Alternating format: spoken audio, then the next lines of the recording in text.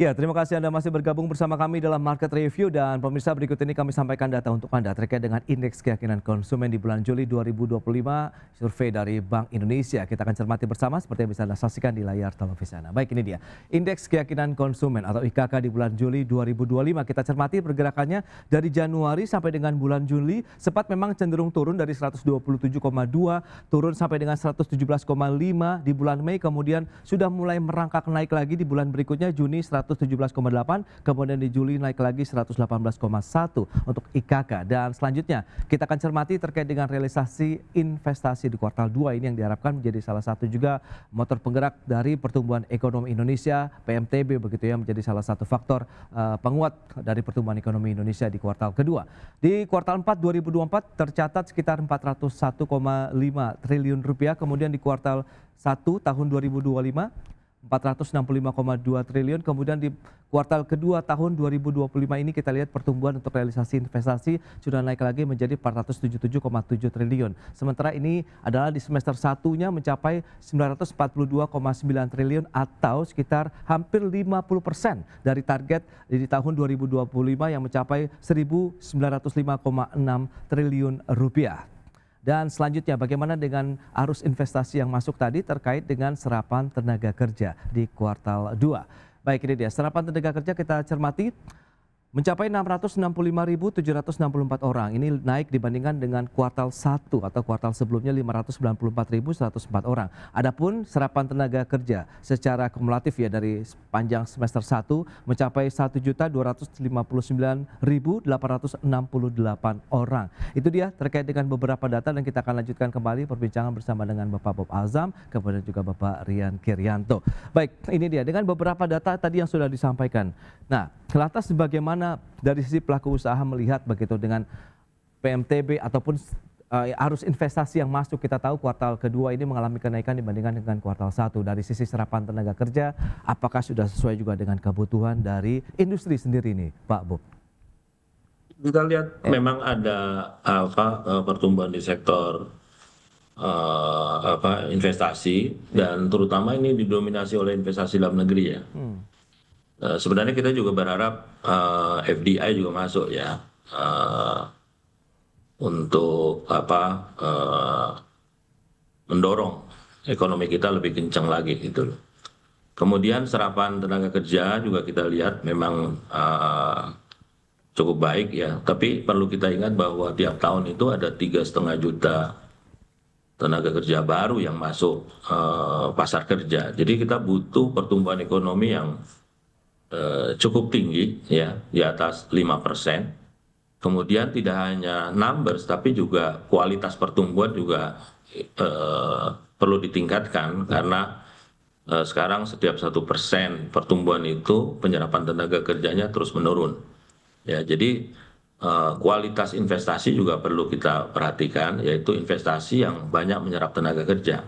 Nah, itu yang kita butuhkan saat ini. Kalau enggak nanti jumlah penganggurannya akan meningkat. Walaupun kita tumbuh, kemudian penyerapan tenaga kerja juga tumbuh, tetapi karena yang masuk pasar kerja lebih banyak lagi, sehingga kesannya nanti pengangguran akan meningkat ya. Dan terutama ini juga terjadi di kelas pendidikan menengah ke atas ya. Sedangkan yang bawah itu kan ya sebenarnya mereka lebih relatif lebih fleksibel. Pekerjaan apa saja mereka kerjakan. Tapi kalau yang menengah ke atas kan mereka akan lebih menyesuaikan dengan pendidikannya. Nah, ini akan yang menjadi indikator kita ke depan ya mengenai youth unemployment terutama yang berpendidikan menengah atas. Jadi in term of quantity ya mungkin kita bisa menampilkan performa yang cukup baik ya. Tapi sekarang persoalan kita bagaimana kualitas pertumbuhan, yaitu pertumbuhan yang bisa menyerap tenaga kerja yang lebih banyak terutama untuk mereka yang pendidikan menengah ke atas. Jadi persoalan kita itu sekarang. Baik, baik. Nah, Pak Rian, dengan kondisi seperti saat ini Anda melihat seperti apa jadinya kondisi real dari fundamental ekonomi Indonesia dari sisi ekonomi tadi on the track, kemudian inflasi pun juga masih sesuai juga dengan target dari pemerintah. Anda melihat langkah-langkah apa saja yang perlu dilakukan tadi? Serapan tenaga kerja kemudian bisa mendorong kelas menengah seperti yang Anda sampaikan begitu Pak Rian sehingga bisa memacu pertumbuhan ekonomi lebih tinggi lagi yang diharapkan Pak Bob tadi di atas 5% karena sekitar 3,5 juta ini tenaga kerja baru yang muncul di Indonesia setiap tahunnya begitu Pak.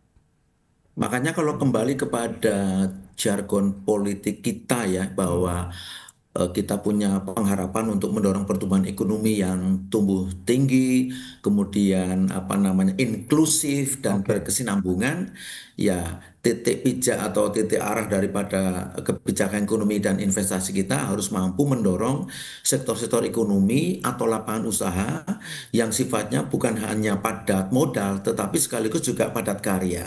Nah, kalau kita lihat dari data kontribusi dari pertumbuhan ekonomi dari lapangan usaha, sebetulnya di sektor primernya sudah on the track ya. Di situ ada pertanian dalam arti luas, kemudian ada konstruksi juga, kemudian ada juga satu lagi itu perdagangan. Perdagangan masuk ke secondary primer. Tapi nah, nature daripada sektor-sektor utama itu yaitu membuka apa namanya padat modal ya, tapi juga padat karya, artinya menyerap tenaga kerja. Nah, harusnya space atau stand ini yang harus dijaga. Nah, untuk itu maka desain kebijakan yang sudah dicanangkan sejak kuartal 2 ini kalau bisa pace-nya dilanjutkan, diteruskan, dan mungkin dengan penajaman-penajaman ke sektor industrinya. Jangan lupa kita tadi saya baru ingat bahwa bagaimanapun pertumbuhan ekonomi kita yang 5,12% itu juga sumbangsih dari arah kebijakan baik dari sisi fiskal kemudian dari sisi moneter itu yang memang sudah sama-sama tone-nya itu pro growth atau pro pertumbuhan. Oke. Bank Indonesia misalnya di bulan Juni tetap mempertahankan BI rate waktu itu 5,5%. Itu cukup akomodatif untuk ya sektor keuangan maupun sektor real.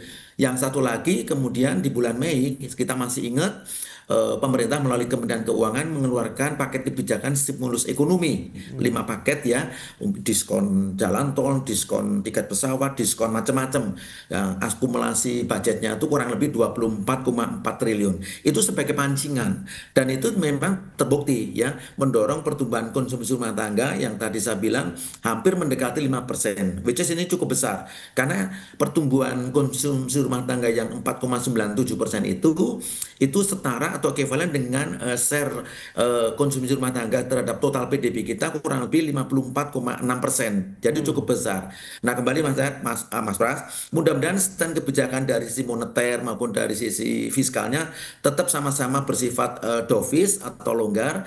Kemudian dari fiskalnya terus counter cyclical policy, kemudian dari Bank Indonesianya juga arah kebijakan suku bunga acuannya atau BI-nya tetap masih dalam koridor yang akomodatif. Masih ada ruang bagi BI mungkin ya untuk 1 atau 2 kali lagi kemungkinan bisa menurunkan suku bunga acuannya. Itu Wow. highlight yang saya bisa sampaikan, Mas Bro. Ya, ya menarik kalau kita cermati masih ada ruang suku bunga acuan diturunkan oleh Bank Sentral. Kita akan bahas lebih jauh nanti dampaknya terkait dengan dunia usaha, kemudian bagi masyarakat sendiri untuk daya belinya di segmen berikutnya. Kita akan jeda kembali sebentar Pak Bob dan juga Pak Rian. Dan pemirsa, kami akan segera kembali usai pariwara berikut ini.